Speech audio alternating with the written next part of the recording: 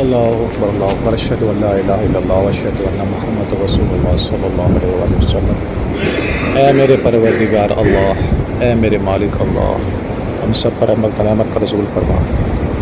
اے میرے مشکل کشا میرے اللہ، میرے رسول اللہ نے فرمایا تیرا مشکل کشا تیرا رب ہے۔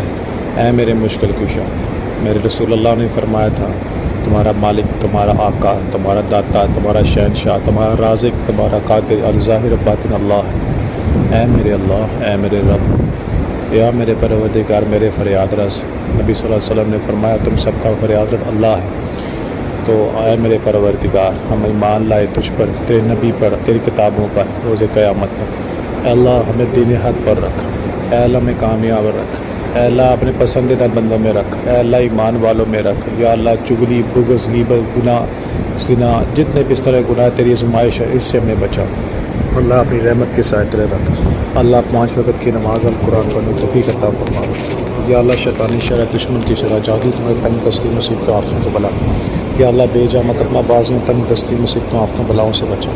بے شک تو مالک ہے، تو اللہ، تو ہر چیز پر قادر ہے، مشکل کشا ہے، سننے والے۔